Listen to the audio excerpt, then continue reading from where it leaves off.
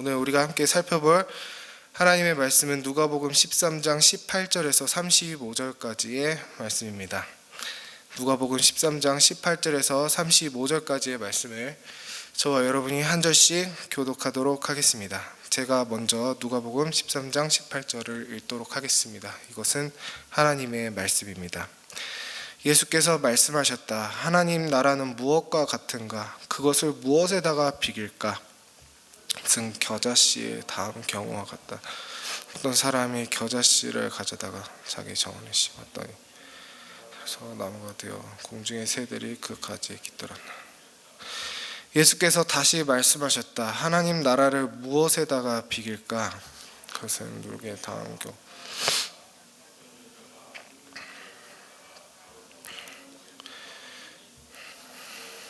부풀어 올랐다. 예수께서 여러 성읍과 마을에 들르셔서 가르치시면서 예루살렘으로 여행하셨다. 그런데 어떤 사람이 예수께 물었다. 주님, 구원받을 사람은 적습니까? 예수께서 그들에게 대답하셨다. 너희는 좁은 문으로 들어가기를 힘써라. 내가 너희에게 말한다. 들어가려고 해도 들어가지 못하는 사람이 많을 것이다. 집주인이 일어나서 문을 닫아버리면 너희가 밖에 서서 문을 두드리면서 주인님 문을 열어 주십시오 하고 졸더라도 주인은 너희가 어디서 왔는지 나는 모른다 하고 대답할 것이다. 그때 너희가 말하기를 우리는 주인님 앞에서 먹고 마셨으며 주인님은 우리를 길거리에서 가르치셨습니다 할 터이나 주인이 너희에게 말하기를 나는 너희가 어디에서 왔는지 모른다. 불의를 일삼는 자들아 모두 내게서 물러가거라 할 것이다. 아브라함과 이삭과 야곱과 모든 예언자는 하나님 나라 안에 있는데 너희는 바깥으로 쫓겨난 것을 너희가 보게 될 때에 거기서 슬피 울면서 이를 갈 것이다. 사람들이 동과 서에서 또 남과 북에서 와서 하나님 나라 잔치에 앉을 것이다. 보아라, 꼴찌가 첫째가 될 사람이 있고 첫째가 꼴찌가 될 사람이 있다. 바로 그때 몇몇 바리새파 사람들이 다가와서 예수께 말하였다. 여기에서 떠나가십시오. 헤롯 왕이 당신을 죽이고자 하는. 예수께서 그들에게 말씀하셨다. 가서 그 여우에게 전하기를 보아라, 오늘과 내일은 내가 귀신을 내쫓고 병을 고칠 것이요 사흘째 되는 날에는 내 일을 끝낸다 하여라. 그러나 오늘도 내일도 그 다음 날도 나는 내 길을 가야 하겠다. 예언자가 예루살렘이 아닌 다른 곳에서는 죽을 수 없기 때문입니다. 예루살렘아 예루살렘아 예언자들을 죽이고 내게 파송된 사람들을 돌로 치는구나. 암탉이 제 새끼를 날개 아래 품듯이 내가 몇 번이나 내 자녀를 모아 품으려 하였더냐. 그러나 너희는 그것을 원하지 않았다. 보아라, 너희의 집은 버림을 받을 것이다. 내가 너희에게 말한다. 너희가 말하기를 주님의 이름으로 오시는 분은 복되시다 할 그때가 오기까지 너희는 나를 다시는 보지 못할 것이다. 아멘. 웨스트민스터 소요리 문답 27문은 우리에게 이렇게 질문합니다. 그리스도의 낮아지심은 무엇입니까? 그 질문에 대한 답은 이렇습니다. 그리스도의 낮아지심은 그분이 강생하시되 그처럼 비천한 형편에 태어나셨고 율법 아래 나셨으며 이 세상에서 여러 가지 비참함을 겪다가 하나님의 진노와 십자가의 저주의 죽음을 받으셨고 장사되셔서 얼마 동안 죽음의 권세 아래 거하신 것입니다. 아멘. 웨스트민스터 소요리 문답은 참으로 그리스도의 인생 전체가 말인즉 태어난 그 순간부터 죽는 순간까지 모든 순간이 그리스도에게는 낮아지심이었고 고난의 시간이었다라고 고백합니다. 물론 예수님의 생애 전체가 낮아지심의 순간이었지만 그 낮아지심의 강도는 각 사건마다 다르다고 할 수 있겠죠. 그리스도의 낮아지심의 절정은 그리스도께서 예루살렘에서 십자가에 달려 돌아가시는 사건이었습니다. 우리가 이것을 염두에 두고 누가복음이라는 책을 한번 생각해 봤으면 좋겠습니다. 여러분, 누가복음은 특히 예수님이 예루살렘으로 올라가는 여정을 중심으로 적혀 있는 복음서입니다. 오늘 말씀 22절에서부터 그 여정이 본격적으로 시작되는 것을 볼 수 있습니다. 보통 고대의 영웅적 서사를 보시면 한 영웅의 여정은 그 영웅이 성장하고 정상에 오르는, 그러니까 그 방향성이 상승하는 형식으로 진행이 됩니다. 하지만 예수님이 예루살렘으로 가는 여정은 상승하는 방향이 아닙니다. 오늘 말씀 33절과 34절에서 보듯이 예수님은 자기가 가는 곳이 어떤 곳인지 정확히 알고 계십니다. 예루살렘은 당신이 숭상받으시는 곳이 아니라 비하받으시는 곳이고, 높임 받으시는 곳이 아니라 죽임당하시는 곳입니다. 상승이 아니라 추락입니다. 높아지심이 아니라 낮아지심입니다. 예수님이 그 길을 가는 동안에 수많은 사람들을 만나십니다. 오늘 말씀 31절에 바리새파 사람들이 나타나서 예수님의 길을 가로막습니다. 그 길을 가지 마십시오. 당신이 죽을 것입니다. 예수님은 대답하십니다. 나는 내 길을 가야 하겠다. 조금 있다가 18장에 보시면은 부자 관리가 나옵니다. 부자 관리는 예수님께 영생 얻을 방법을 구합니다. 낮아지러 가시는 분께, 죽으러 가시는 분께 자기가 사는 방법, 자기가 높아지는 방법을 묻고 있습니다. 예수님은 그 부자 관리에게 자기처럼 낮아질 것을 요구하십니다. 너의 재산을 가난한 자와 나눠라. 그 부자 관리는 그 말씀에 크게 근심하다가 결국 낮아지지 못했습니다. 예수님과 부자 관리는 서로 가는 길이 달랐습니다.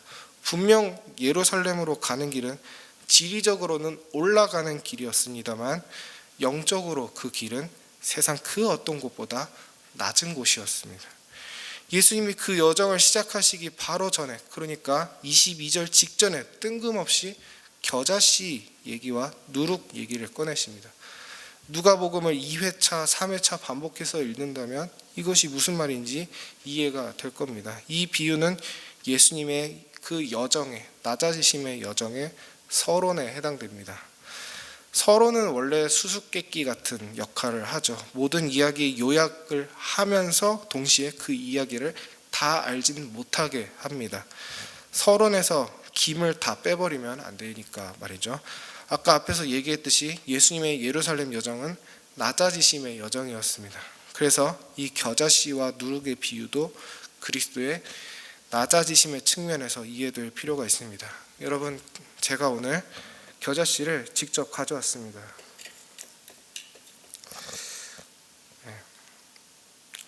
너무 작아서 여러분들 보여드릴 방법이 사실 그렇게 마땅치가 않습니다. 겨자씨 제가 지금 갖고 있지 않은데 갖고 있는 척을 하고 있는 게 아니라 너무 작아서 여러분들 이게 보이지 않을 것 같습니다. 그리고 카메라에도 잡히지 않을 것 같습니다. 제가 말로 이 겨자씨가 어떻게 생겼는지 묘사해 드리자면 깨 한 톨의 반쪽 정도 되는 사이즈라고 할 수 있습니다. 이 보이지도 않는 씨앗을 땅에 심으면 나무가 자라나는데, 제가 이스라엘에서 본 겨자나무는 크기가 대충 4-5m 정도 됐던 걸로 기억합니다. 나무치고는 그렇게 크진 않습니다만 사람을 기준으로 봤을 땐 정말 놀라운 성장이죠. 정말 손톱의 때 같은 그 씨 한 톨이 사람으로 치면 거의 거인의 키에 해당되는 4-5m 정도의 크기로 성장한다는 겁니다. 지금 이 씨는 제 입에 넣으면 간의 기별도 안 가는 사이즈입니다. 제가 이 씨를 만약에 깔고 앉게 되면은 제가 깔고 앉았는지를 인지하지 못할 정도로 굉장히 이 씨는 하찮습니다. 제가 언제든 힘을 줘서 가루로 만들어 버릴 수도 있고, 제가 맨발로 짓밟아도 제 발이 상하지 않습니다. 그 정도로 겨자씨는 연약하고 보잘것없는 미물입니다.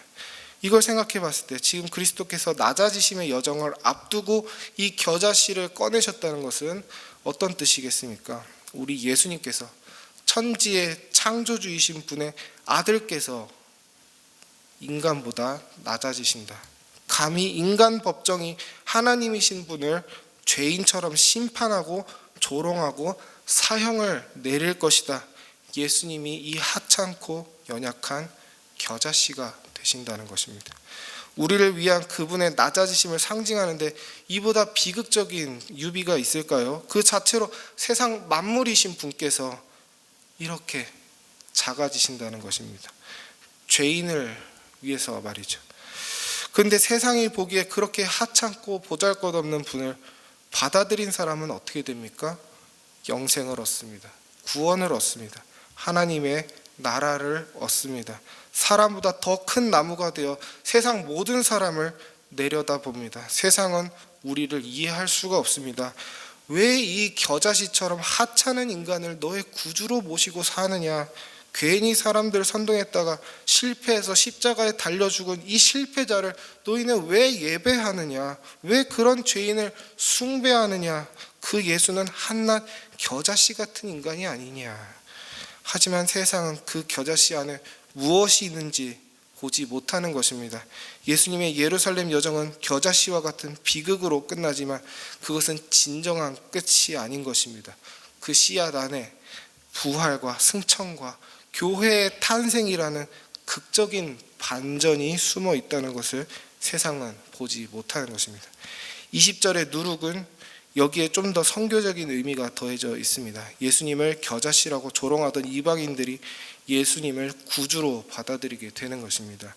예수님이 온 세계와 모든 인종들 사이에서 찬양받으시는 진정한 상승, 진정한 높아지심이 반드시 올 것이라는 것을 말씀하시는 겁니다. 그러므로 오늘부터 시작되는 누가복음의 예루살렘 여정을 지켜보면서 우린 예수님과 함께 소망으로 그 고난을 견뎌야 합니다. 예수님의 낮아지심을 지켜보며 그분의 높아지심을 소망해야 합니다.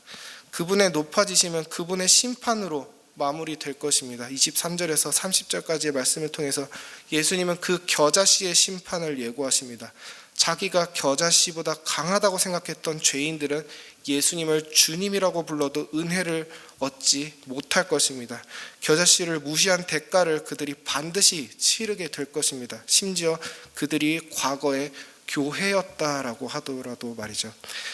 여러분, 전 두세 사람이 모인 곳에 예수님이 계신다는 마태복음 18장 20절의 말씀을 들으면 전율이 느껴집니다. 예수님은 그 말씀을 7위의 문맥 안에서 말씀하셨습니다. 문맥 안에서 마태복음 18장 20절의 말씀의 뜻은 지상의 교회가, 우리 눈에 보이는 이 교회가 예수님의 이름으로 누군가를 치리하면 하늘에 계신 예수님께서 교회의 7위를 인정하시고 그 교회의 편에 서 주시겠다는 것입니다.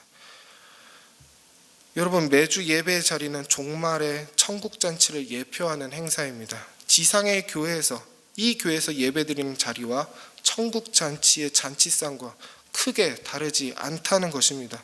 진정으로 크리스찬은 겨자씨를 보는 사람들이 아니라 겨자나무를 보는 사람들입니다. 여러분, 가끔 교회 법정을 우습게 여기는 사람들을 볼 수가 있습니다. 교회 법정을 겨자씨처럼 하찮게 여기는 사람들을 볼 수 있습니다. 세상 법정에서는 그렇게 최대한 인간 판사를 존중할 줄 알면서 교회의 직분자들은 그냥 동네 어른처럼 생각해서 치리가 들어오면 너무나도 가볍게 교회를 떠나는, 교회를 옮기는 그런 모습을 볼 수 있습니다. 이렇게 예수님의 지체인 교회를 겨자씨 정도로 얕잡아 봅니다. 교회 예배도 겨자씨처럼 여깁니다. 그냥 교회 행사쯤으로 인식하는 현대 크리스찬들이 너무 많습니다. 너무 가볍게 참여하거나 너무 가볍게 불참합니다. 겨자나무를 보지 못하는 안타까운 모습들이 현대 크리스찬들에게 보입니다.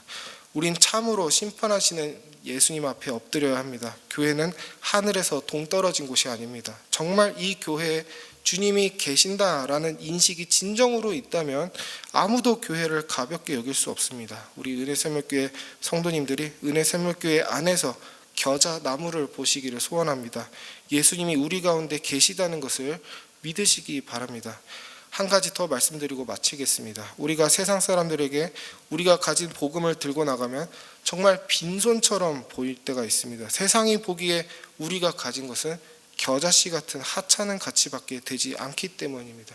그 겨자씨 안에 있는 겨자나무를 보게 하는 것은 성령님의 사역입니다. 우리가 해야 되는 것은 그 하찮은 겨자씨를 계속해서 세상에 보여주는 것입니다. 세상이 비웃든 말든 이 겨자씨를 부끄러워하지 말고 자랑해야 합니다. 하나님은 반드시 누군가를 선택하셔서 우리가 내민 겨자씨 속에 담긴 겨자나무를 보게 할 것입니다. 중요한 건 우리가 겨자나무를 보지 못하면 안 된다는 것이죠. 우리조차 우리가 가진 것을 겨자씨쯤으로 생각해서 부끄러워하거나 가볍게 여겨서는 안 됩니다. 그리스도의 낮아지심은 그분의 십자가 사역에서 끝났습니다. 그리스도는 지금 하늘에 계십니다. 우린 높아지신 그분을 높여야 합니다. 우리가 가진 것은 절대 하찮지 않습니다. 우린 그냥 좋은 얘기 나누는 사람들이 아닙니다. 세상을 다스리고 심판하고 지배하는 엄청난 복음을 우리는 전하는 사람들입니다. 여러분이 가지신 것에 대해 자부심을 가지시고 때를 얻든지 못 얻든지 씨를 뿌리는 하나님의 귀한 일꾼들이 다 되시기를 소망합니다. 그 길은 세상이 보기엔 낮아지는 길처럼 보이지만 하나님은 여러분을 높이실 것을 믿습니다. 언젠가 세상이 높아진 여러분들을 보게 될 것입니다. 그때 저와 여러분이 세상 위에서 함께 그리스도를 바라보는 그런 귀한 천국 잔치의 시간이 있기를 간절히 소망합니다. 말씀을 생각하며 기도하실 때 나를 높이시기 위해서 겨자씨만큼이나 낮아지신 예수 그리스도를 함께 생각합시다. 내가 어떤 것도 자랑하지 않고 그리스도 앞에서 나도 나를 겨자씨처럼 낮추게 해달라고 기도했으면 좋겠습니다. 그리고 그리스도의 높으심을 보게 해달라고 기도합시다. 내가 교회 생활에 대해서 이것을 그냥 땅의 행사점으로 생각했다면 용서해 주시고 모든 예배와 교회의 행보에 대해 예수님이 하늘에서 함께 하심을 인식하며 모든 것에 겸손하고 감사하게 해달라고 기도했으면 좋겠습니다. 그리고 매주 수요일은 국가를 위해 기도하는 날입니다. 먼저 우리나라를 위해 기도하실 땐 여러 갈등 속에서 우리나라 국민들이 이웃사랑을 실천하는 국민들이 되게 해달라고 하나님께서 우리 마음에 주신 율법이 미움을 누그러뜨리고 폭력을 억제하게 해달라고 기도했으면 좋겠습니다. 그리고 우크라이나 전쟁이 조속히 끝나기를 기도했으면 좋겠습니다. 우크라이나를 도와주셔서 패권 논리가 정의가 되지 않게 해달라고 기도했으면 좋겠습니다.